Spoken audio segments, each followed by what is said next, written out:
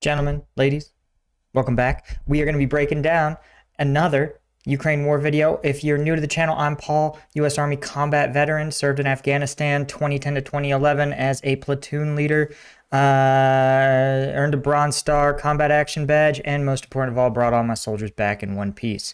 Led a lot of combat patrols, so I feel like I can add a little bit of insight into some of what we're seeing in this Ukraine-Russia war.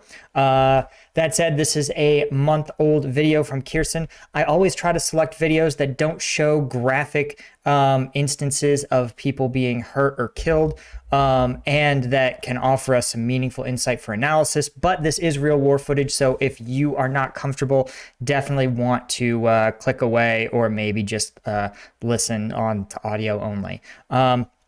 Okay, let's get into it. This is also from War Leaks. You definitely want to check out the channel. Link is always in the description. Yep, so this is saying how it was in Kherson a month ago, February 24th, 2022.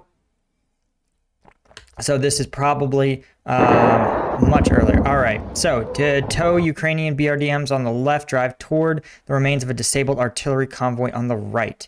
Okay, I don't know if this is TOW, so I think it's supposed to be two Ukrainian BRDMs. So there is what looks like right in our center, you can't miss it, looks like a disabled Ukrainian vehicle. And on our right here are the BRDMs. Now, what you're probably seeing for additional context is I speculate that this is what's called a QRF, or a quick reaction force. And a quick reaction force is a force that is on standby to respond to any sort of instance of contact, any time that a force already out in patrol, already in sector, encounters a situation in which they need assistance. This could be coming under contact. Sometimes it can be after, for example, hitting an IED. They go, hey, we actually don't have enough vehicles to secure our area and recover our previous vehicle. Sometimes the QRF will go out. Let's say they find an IED and the explosive ordnance disposal team says, hey, we can't go out by ourselves. We need an escort because it's a good ways away. And so the QRF will say, Roger, we are your escort. So in this instance, there's probably reports of a disabled vehicle, survivor status unclear. And so they say, hey, we're going to spin up the QRF to go secure this vehicle and see if there are any survivors, right? Try to get any sensitive equipment, intelligence, maps out of the vehicle, and maybe recover supplies. So it says it happened in Kherson on February 24th, as we talked about. So that's probably the context. Okay, so it says it's possible that the BRDMs were sent in to conduct a recon mission. Again, I think if you already have friendly units that have taken contact, I think it's more of a support mission. Again, it could be recon, could refer to gaining intelligence, doing a sort of battle damage assessment of friendly forces. Right, that's my guess. So, okay, hold on. I'm going to actually mute this because I've watched this video and it's a recording of a screen. And so you can hear fighting in the background that's not related to the fighting on camera. So we're just going to watch this. Okay, so it says what the BRDM2 section doesn't know is that west of their location, right? So this way, there are 2 to 3 Russian infantry squads with a total strength of 20 to 30 plus men waiting for them. Okay, so they are walking into an ambush.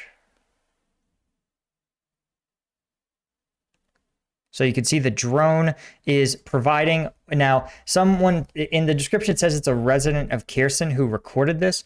I think it's possible that the drone may also be providing overwatch.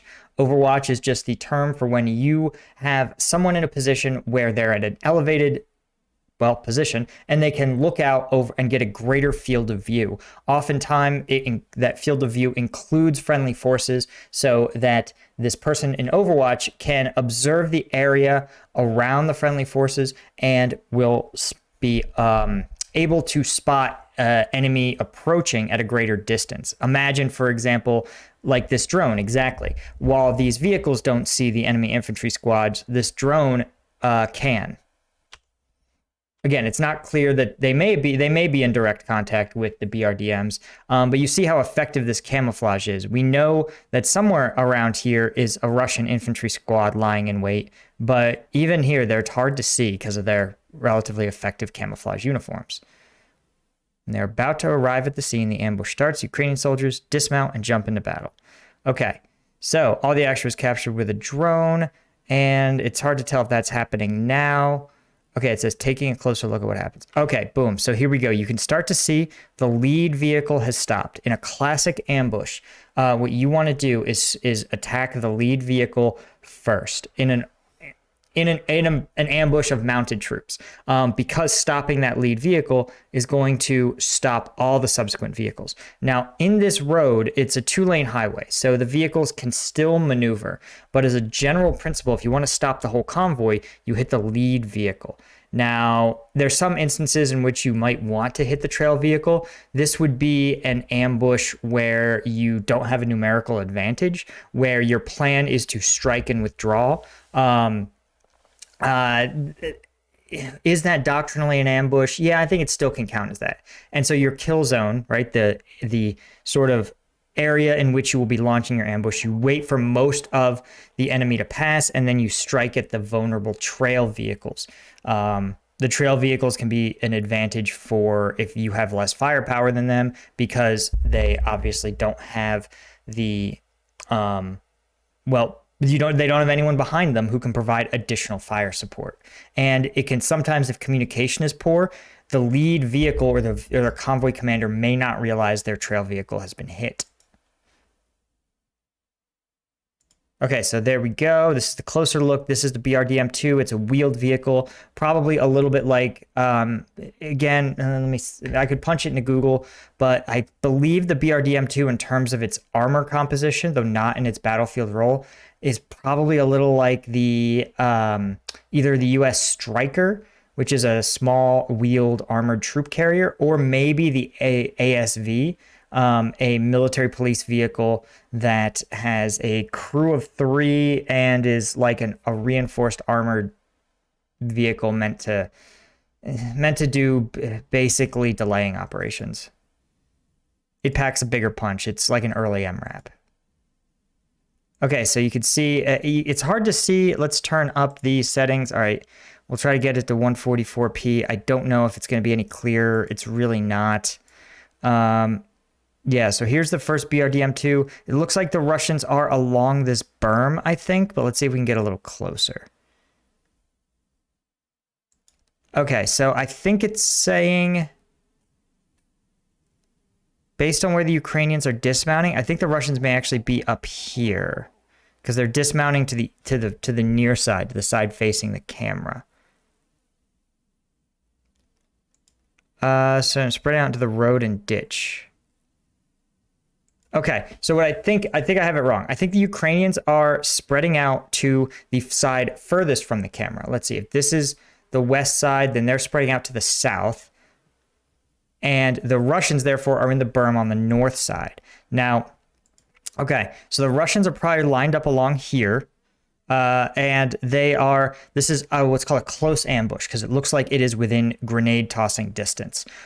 Close ambushes are very dangerous, because obviously you can bring a lot of firepower. It's easy for the attackers to line up their targets, and the amount of accurate fire they can deliver in a short period of time can be withering. So the Ukrainians are correctly getting out of their vehicle because of the risk of anti-armor weapons being deployed, right? One hit on a vehicle full of troops, and all of those troops are potentially KIA. So they're getting out, they're getting behind cover, and they're getting ready to return fire. This is the appropriate response to a near ambush.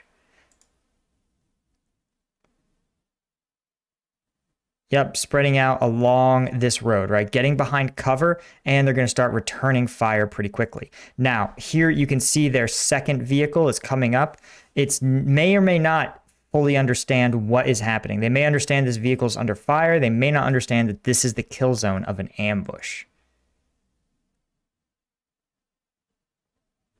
So one of the things that's really important to remember is the fog of war is tremendous, and it can take a little bit for vehicles, especially one vehicle to another, to realize what's going on. Remember, they have headphones on, they have a small viewport, right, because their vehicles are armored, so that great perception that you get even when you have, for example, a open turret, they're not going to have. Yep, so you can see rounds impacting behind the Ukrainian troops here.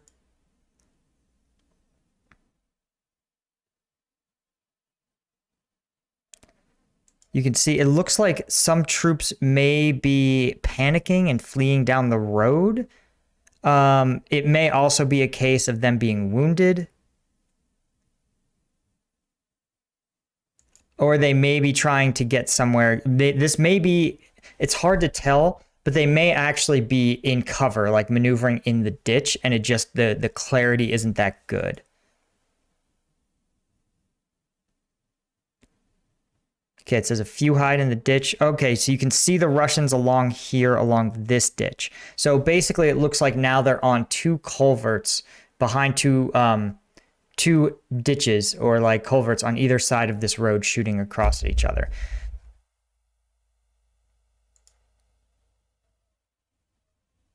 Right. And okay, so what happens in a near ambush or a far ambush is that you end up in the fire superiority race. I've talked about this in other videos, where your goal as either the ambusher or the ambushee, I guess, as the attacker or defender, you're in a race for firepower, and your goal is to put so many rounds downrange that forces the enemy to get behind cover, and the enemy can no longer return accurate fire. And so the race for fire superiority can produce very, very intense firefights as the two sides race to suppress the other.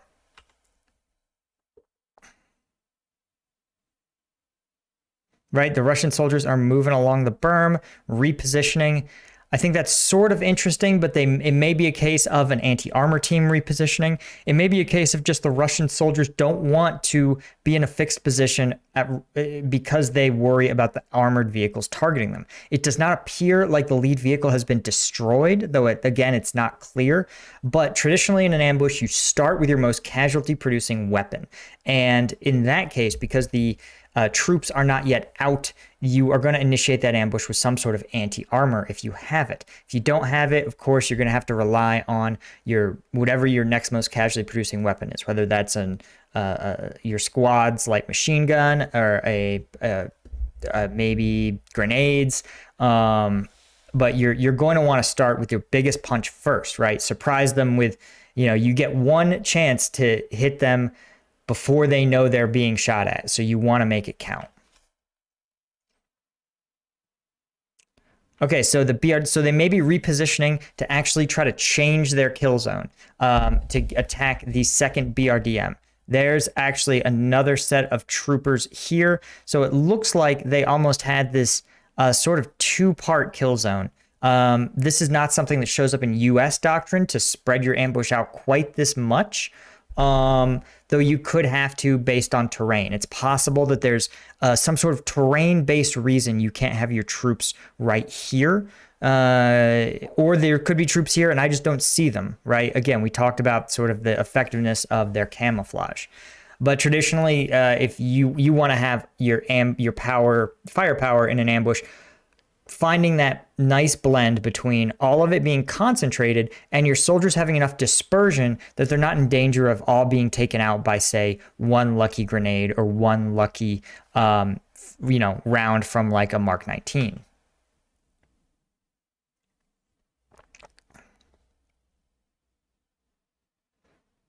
So both the BRDMs are under fire. Looks like this one's coming at fire from this side, this one from the other side.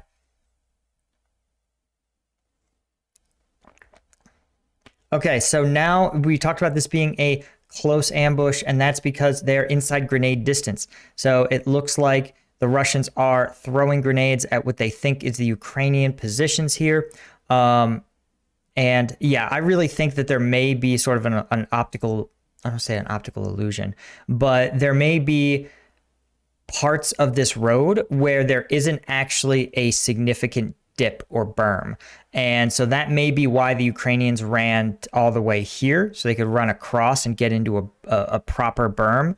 That may also be why the Russians are avoiding this area as well. So they're throwing grenades. It looks like they are, yeah, it says suppression of possible Ukrainian soldier position in the ditch, right? So again, this is really tough to be cut off from your friendly forces and just be a small 2 to 3 man team that managed to get out and get into a ditch, and you're being suppressed by several times your number of enemy, in this case Russians. And that means that there's almost no chance that they're going to be able to return meaningful, accurate fire when they're just outgunned so badly.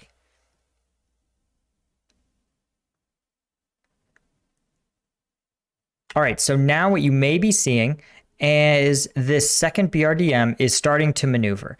Now, there's a couple of choices you have in an ambush. There's a couple of ways you can respond to a mounted ambush. And this comes down to the commander and their initiative. One option is if your lead vehicle is disabled, you sort of have to get that vehicle out of there. And okay, starters, you have to get out of the kill zone, right? The enemy has this specific area where their firepower is at its maximum, and you need to leave that area. So one option is to, if you have a disabled vehicle, but it can still kind of roll, you can actually come up and start to push it out of the kill zone, especially if maybe the vehicle isn't running, but the gunner is still in the fight. You and that other gunner can provide suppressing fire as your trail vehicle pushes the lead vehicle out of the kill zone. That's an option. Another option is to withdraw from the kill zone, back out in the case of this vehicle, and allow the lead vehicle and its troops to become the support by fire element, to become a base element, while the second vehicle flanks and attempts to get a better angle on the attackers. That's an option. A third option, if both vehicles can still roll, is to sling rounds and get out of there, right? And try to engage the enemy from another angle or just survive. Again, because in an ambush, the enemy has chosen the time and the location of the fight. You have every disadvantage. And so there's almost no reason to try to stick around and fight it out, because that's what the enemy wants you to do. They want you to stay in their kill zone and they want you to get ground down. So just leaving with all of your troops is a fine option, is a fine response to an ambush.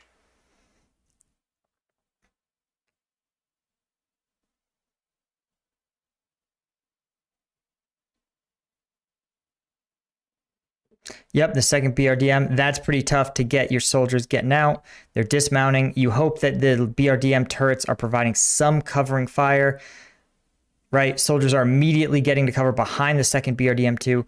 Okay, so you can see this Russian position here. I'm sort of fascinated by this ambush formation.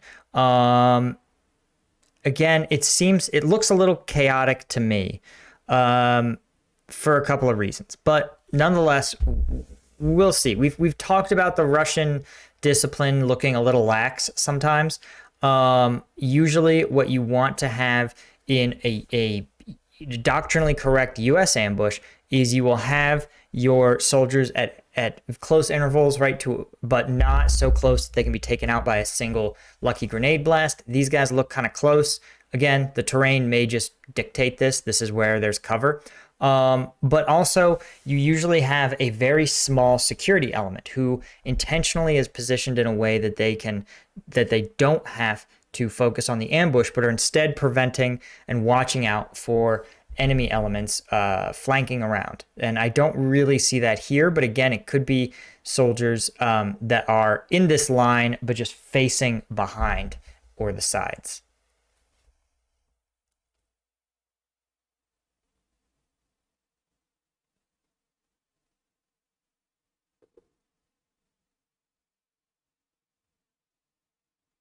Yep, so they are now tossing grenades, right? This is what we talk about, that race of fire superiority. In a close ambush, you absolutely want to use your grenades to try to achieve that.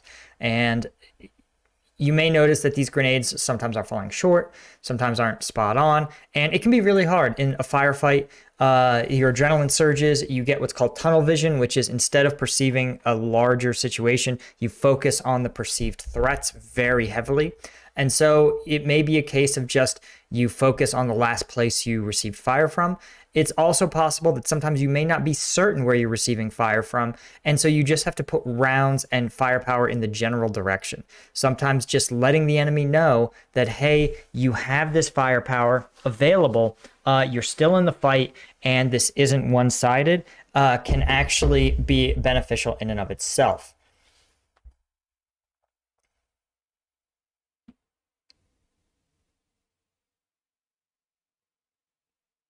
Yeah, okay, so we see down here, this is probably the best view we've seen of the Russian ambush site. It looks like they may have security. There may be like a two-man security element over here, and there may be a two-man security element over here. So they may have done some level of protection, force protection. This actually is not this doesn't look like that badly run an ambush. And this may be the steepest berm. That may be why they're so concentrated here.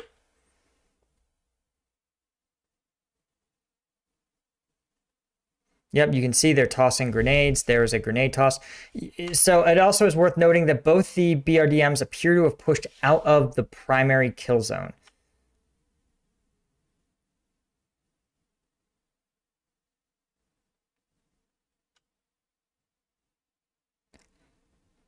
Yep, they're focusing on the vehicle that's been hit. Okay, now look, the BRDMs are actually next to each other now. So it may look like they're trying to do some sort of covering each other. They may be trying to actually be cover for their infantry.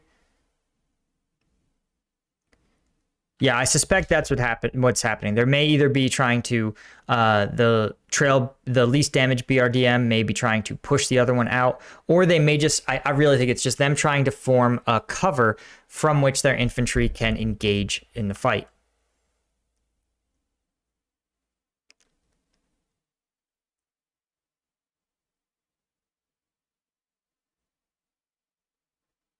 Okay, it talks about them trying to maybe, and that's also possible. It's a good point that the trail element, maybe actually the lead vehicle may be like, hey, I can't see how badly I've been hit. And that's absolutely a problem that you run into if your infantry is dismounted, but you may not have communication with them. So you may rely on your other vehicle to go, no, I can see your wheels are up, man. You should still be good. You can still roll. You can still roll. Or, hey, you're not on fire. You don't have to ditch. Your ammo probably isn't going to cook off, right? Yep, the original convoy is still burning. You can see they're trying to get the firefight. Yep, so the first BRDM may not be able to roll, but it may not be in danger of cooking off. So the second BRDM probably is going to start to try to maneuver. It's maneuvering back into the kill zone. It may not realize just what sort of the situation is. Okay, so you can see something here is flying off. It may be some sort of second anti-armor weapon that they've tried to deploy. Could also be just a tracer round that's kind of gone off. Okay, so what I'm seeing is a fair number of possible. These may be grenades. They may also be one of the BRDMs firing like a automatic grenade launcher type situation. So another possibility is that the BRDM turret may not have the declination. It may not be able to get low enough to line up shots into these Russian forces, right? Their turrets only go so low. And this is a pretty common problem in these Eastern Bloc vehicles, that they're meant to engage targets at a much greater distance than this. So the BRDM may actually be trying to back up until it can reach, actually, you can put fire into these Russian positions. It may need more standoff distance.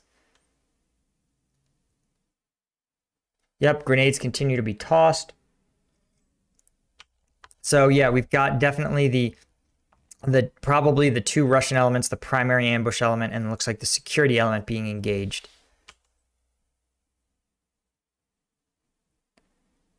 It's not super clear that these grenades Okay, so look, we can see it looks like this BRDM may actually be putting rounds down range. Let's see. Let's back it up a sec. So watch these rounds here. Let's try to see if we can orient to where they came from. I wish it actually would. Okay, let's watch. Okay, they're rounds. Okay, so it actually looks like this is a Ukrainian position, firing rounds this way. It's not clear on what's going on there. It may be a Ukrainian forces trying to engage out here. Yeah, I'm not sure what that is. That may be them actually tossing these grenades. They may be throwing grenades, and that may be what's hitting here. So it seems like they're still not precise. They may not be precisely certain where the enemy is, though they're starting to figure it out, that they're in here. They may think that they're still along this wall and that this is actually not the security element, but the trail edge of the main ambushing element. Yep, this BRDM appears to be trying to back up and get its declination in, or to become a maneuver element.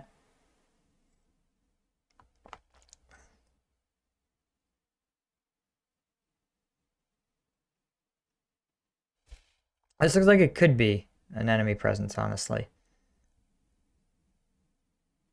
So this BRDM continues to back up, right? It may be...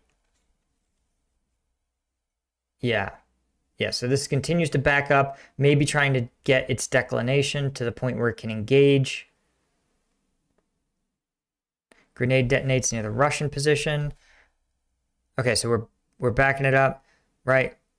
Yep, all the Russian soldiers at the berm.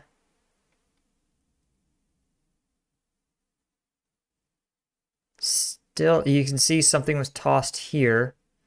Yeah, I'm just not really clear on what is being thrown. These items have the arc of something that's being thrown, but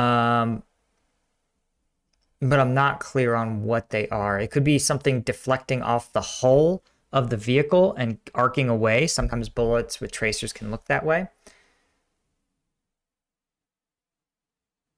Okay, so maybe that's what they're going to say. Yeah, direct hit to the pole. So it seems like they are really lighting up this BRDM. Not clear that it's able to pen. The troops are still exchanging grenades.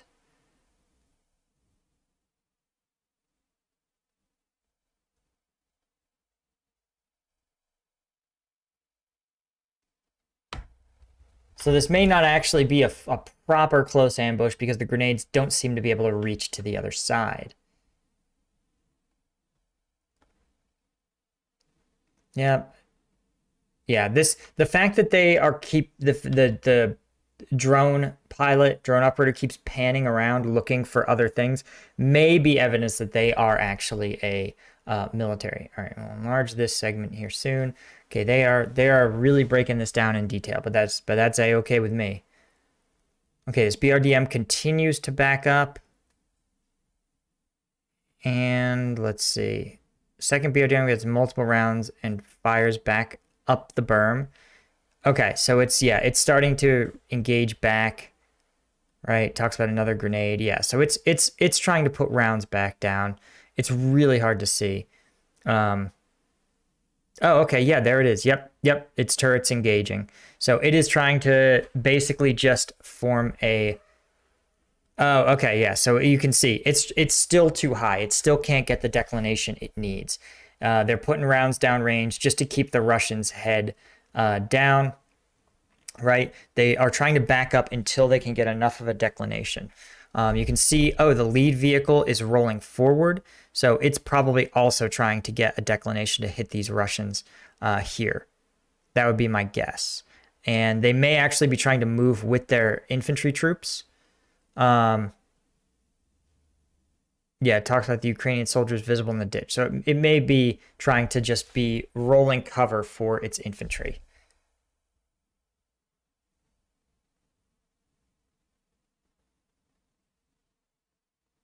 It looks like this ambush went much more poorly. Yeah, it looks like there's some troops here. that don't appear to be engaged in this fight. Okay, so there's some Ukrainian troops trying to stay with the BRDM.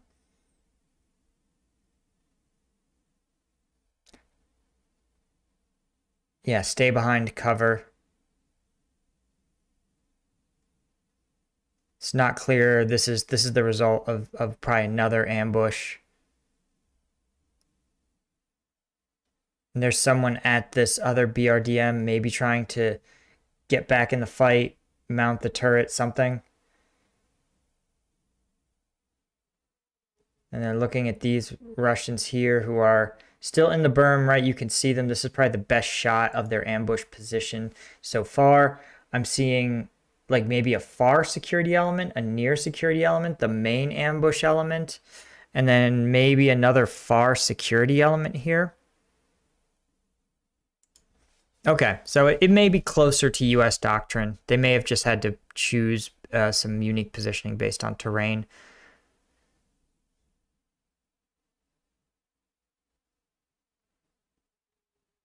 Trying to see the Ukrainian positions. I really can't. I hope you guys are seeing, if you see nothing else from this, you guys can see how you have the idea, the theoretical ambush, like its ideal state, and then you have reality. Just like you have the ideal react to ambush, react to contact, and then you have the reality. You can see the reality is that it looks like these forces aren't abandoning each other, but they are trying to mutually support one another as best they can. We talked about the BRDM not actually being able to get into the fight until it gets some standoff with these Russian troops. So it's trying to get that, as the lead one is as well.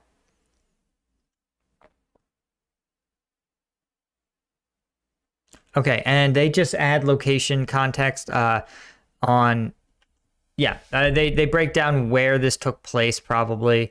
Let's see, vehicles have no markings on them. Yeah, it's tough to say. Talks about, okay, talks about maybe some of the stuff. Ukraine abandoned, captured. Okay. Okay, so it talks about these on the Ukrainian side. Let's see. Yeah, okay, so this is just breaking down why they think this are these specific instances, right? That it's towed artillery. The Ukrainian BRDM section went to inspect the range of a destroyed artillery convoy and to check for survivors. And on the way to this action, 20-30 Russian soldiers, grenades, and small arms. And BRDMs had to retreat and were destroyed later during the battle for Kherson. In the description, you'll find links to the sources and more info. Okay. All right. So yeah, I hope you guys understand that there's doctrine and then there's reality, and reality always gets a vote. Good commanders understand and don't think so rigidly about the classic way to respond to an ambush.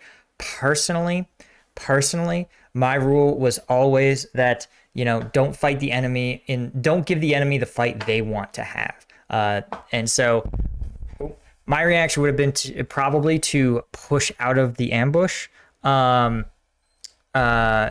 maybe just get on your vehicle. If your lead vehicle can't run, you push out and forward, and you have your dismounted troops, you become rolling cover for them.